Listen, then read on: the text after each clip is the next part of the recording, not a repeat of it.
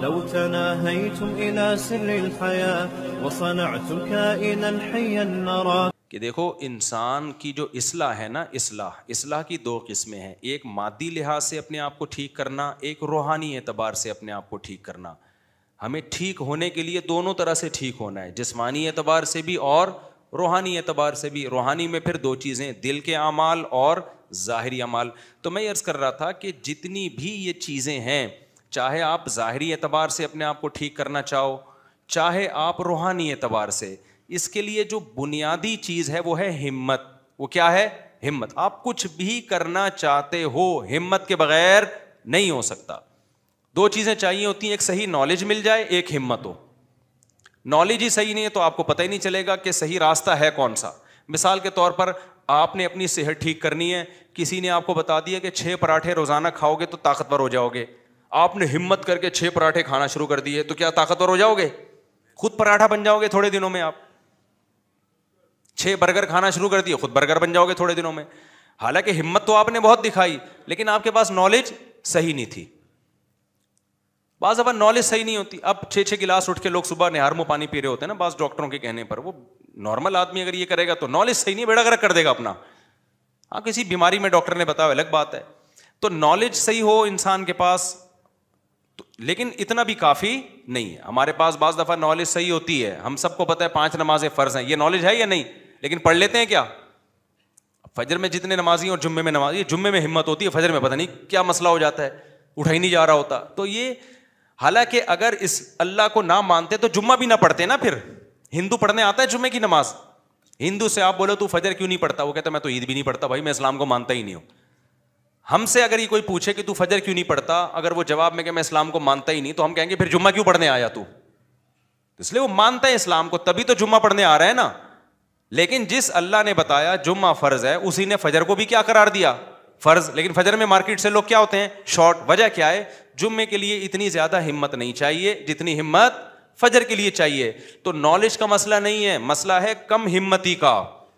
تو میں اس پر پچھلے ہفتے بیان لے کے چلا تھا کہ کم ہمتی 2 وجہ سے ہوتی ہے. ہر مصیبت کے پیچھے کم ہمتی ہے، سستی ہے، پوستی پنا جسے کہتے ہیں.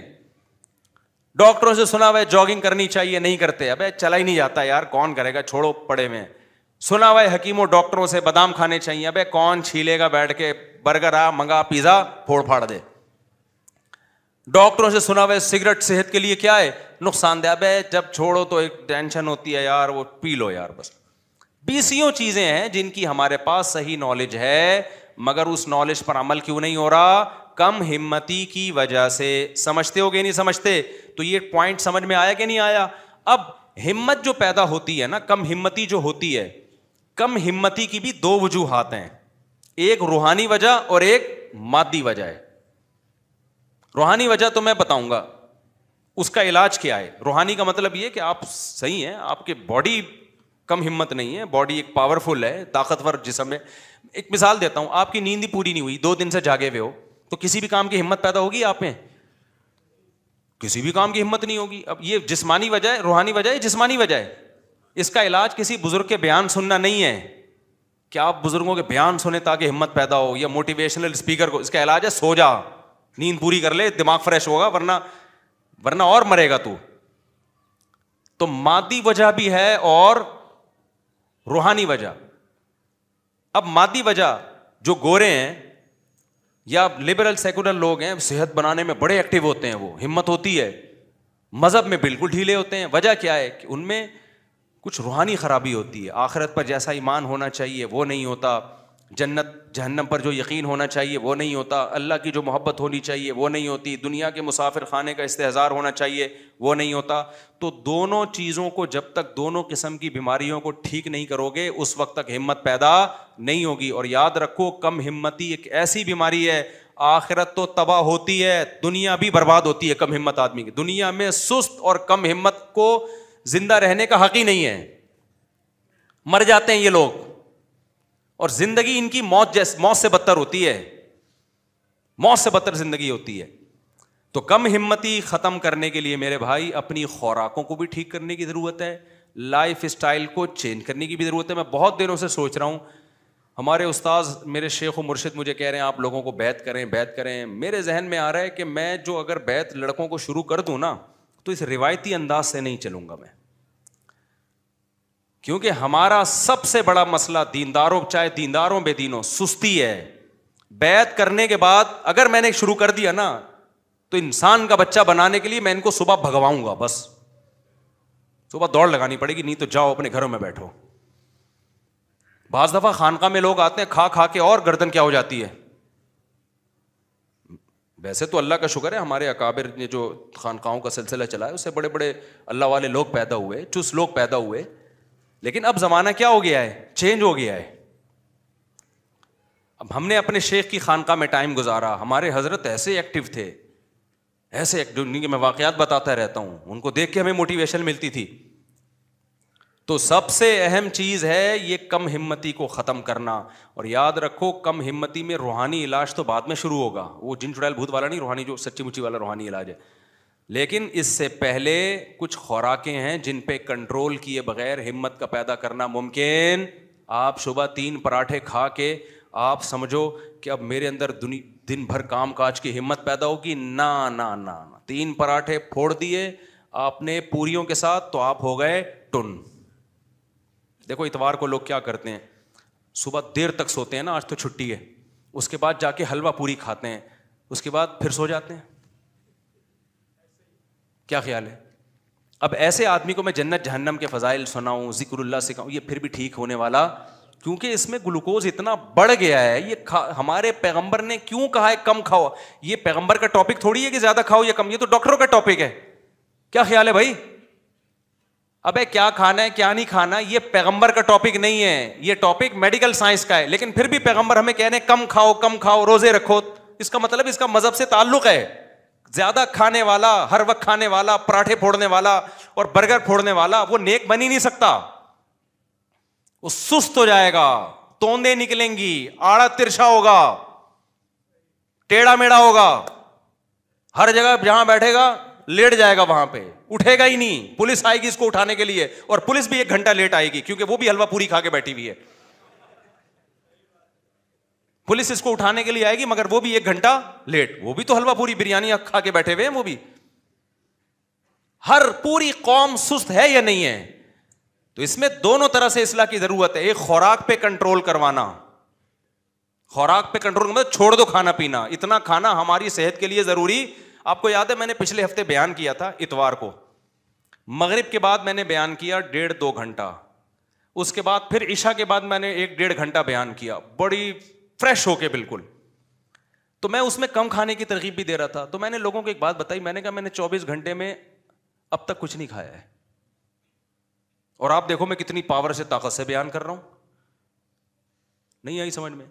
کیسے نہیں کھایا تھا؟ ایک دن پہلے میں نے روزہ رکھا, مغرب میں میں نے افطار کیا,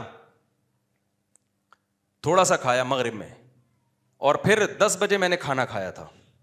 10 بجے کے بعد اگلے دن مغرب میں نے افطاری نہیں کی. مجھے پتا تھا مغرب میں نے افطاری کر لی تو مجھ سے بیان نہیں ہوگا, کیونکہ میں کیا ہو جاؤں گا, ٹن. تو میں نے 2 کھجوریں کھائیں اور لیمبو پانی تھوڑا سا پی لیا, بس فٹ فاٹ ہو گیا بالکل. ایسی انرجی آ جاتی ہے آدمی میں.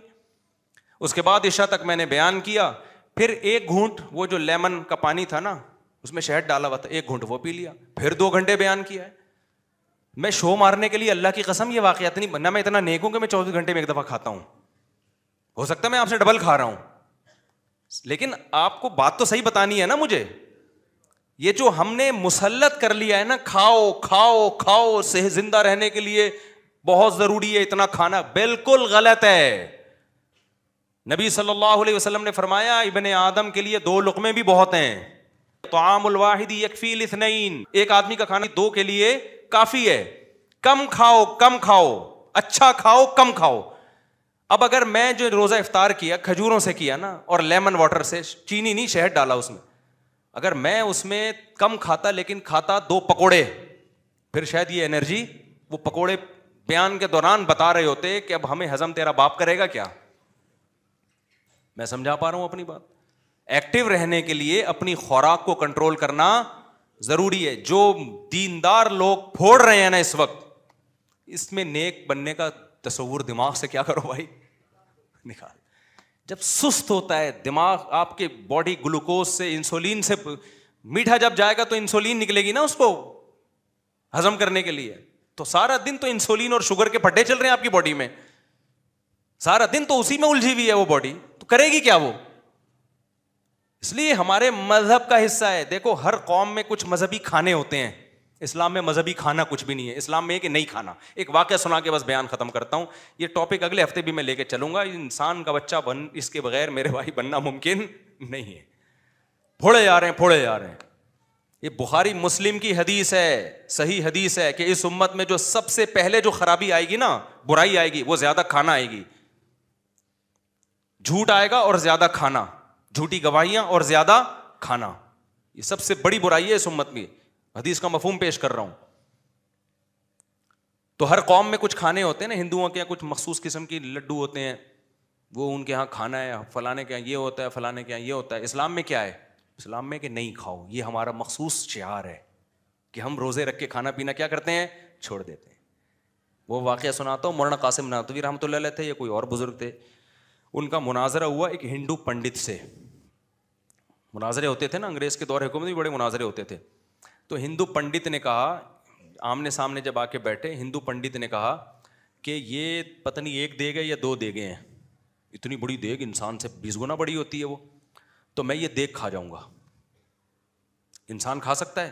ناممکن ہے. تو میں یہ کھاؤں گا, یہ معجزہ ہوگا نا کہ اتنا سا پیٹ لیکن پوری میں نے ہضم کر لی. آپ بھی دیگ کھا کے بتاؤ. اگر آپ نے دیگ کھا لی, اس کا مطلب آپ کا مذہب سچا ہے کہ خدا کس کے ساتھ ہے, بولو آپ کے ساتھ. وہ آپ کی مدد کر رہا ہے کہ اتنی بڑی دیگ اس نے ہضم کروا لی. اگر میں نے کھا لی اور پیٹ خراب نہ ہوا, ہضم ہو گئی ہے, میں مرا نہیں, تو اس کا مطلب بھگوان کس کے ساتھ ہے, میرے ساتھ ہے. کہ ایک معجزے ہوتے ہیں نا کہ بھئی جو چیز عقلاً ممکن نہیں ہے وہ ہو گئی, تو اس کا مطلب اس کے پیچھے خدائی طاقت ہے. انہوں نے پھر تھوڑی دیر کے بعد کہا, دیکھو بھائی یہ دیگیں کھانا یہ بھینسوں ویسوں کا کام ہے, انسانوں کا کام نہیں. انسان کا کام ہے خواہشات پہ کنٹرول کرنا. بھوک لگ رہی ہو پھر بھی نہ کھائے, یہ ہے کام. تو ایسا کر, میں بھی ایک ہفتہ بھوکا رہ کے دکھاتا ہوں, تو بھی ایک ہفتہ بھوکا رہ کے دکھا. جو ایک ہفتہ بھوکا رہ کے بھی زندہ رہ گیا, اس کا دین سچا. اس کا مطلب خدا کس کے ساتھ ہے, اس کے ساتھ. وہ نہیں بیٹھ سکا اس میں. تو میرے بھائی کھانا پینا گائے بھینسیں ہم سے زیادہ کھاتی ہیں, یہ ان کے لیے چھوڑ دو. ہمارا کام کیا ہے, کھانے پینے پہ بولو کنٹرول کرنا. آپ کہتے ہو یہ بادام پستے اخروٹ ہم کیسے کھائیں گے, جب آپ ادھر سے چائے کا خرچہ اور یہ پان گٹکوں کا کم کرو گے نا, تو میں نے کیلکولیشن کر کے دیکھی ہے کہ مہینے کی چائے یہ بادام سے زیادہ مہنگی ہے. آپ کیلکولیشن کر کے دیکھ لو, پستوں سے اخروٹوں سے بولو زیادہ مہنگی ہے, دودھ سے زیادہ مہنگی پڑتی ہے یہ سب چیزیں. تو خیر یہ میڈیکل سائنس کا شعبہ ہے, کیا کھانا ہے کیا نہیں کھانا. میں تو صرف یہ کہہ رہا ہوں کہ اپنے منہ شریف پہ کنٹرول کرنے کی کوشش کرو, اور اس کا بہترین حل اللہ رسول نے ہمیں بتایا, روزے رکھنا. کیا خیال ہے بھائی, کیا کرنا ہے بھائی؟ میں نے ایک بیان میں لوگوں کو کہہ دیا 10 روزے رکھو, میں بھی رکھوں گا. میں نے تو رکھ لیے. 9 کے بعد اس دن کیا ہوا کہ میری آنکھ نہیں کھلی, پھر ایک بعد میں نے کمپلیٹ کیا. تو میرے بیان پہ لوگوں کے کمنٹس آئے کہ ہم نے آپ کے کہنے پہ روزہ رکھا, مصیبت میں پڑ گئے, سارا دن کوئی کام نہیں ہوا, کمزوری سے حالت نڈھال ہو گئی. تو خوب سمجھ لو یہ وقتی ہے, کیونکہ عادت جس چیز کی پڑی ہوئی ہے تو اس کو چینج کرنے میں ٹائم لگتا ہے. تو کوئی بات نہیں, سو کے گزار لو. 3-4 دن کے بعد یوز ٹو ہو جاؤ گے, عادت ہو جائے گی. صحابہ کرام 2 کھجوریں کھا کے جنگیں لڑی ہیں, فتح کی ہیں, تو وہ بھی تو اسی مٹی کے بنے ہوئے تھے نا. 2-4 دن لگتے ہیں یوز ٹو ہونے میں. وہ کمزوری نہیں ہے, وہ ایڈکشن ہے, عادت ہے. دماغ کہہ رہا ہوتا ہے ڈال کچھ پراٹھے, ڈال کچھ, کیا ہے کیوں نہیں کھایا تو نے. وہ دماغ ٹینشن میں آیا ہوا ہوتا ہے. 3-4-5-6 دن, اس کے بعد وہ ٹینشن ختم. تو اس لیے تھوڑا سا اس طرف آنے کی ضرورت ہے, کیونکہ کھا کے نہیں ہو سکتا, یہ سستی دور نہیں ہو سکتی ہے. اور بھی بہت ساری چیزیں اس کے علاوہ پھر کبھی انشاءاللہ. ہوا و حرص والا دل بدل دے, میرا غفلت میں ڈوبا دل بدل دے.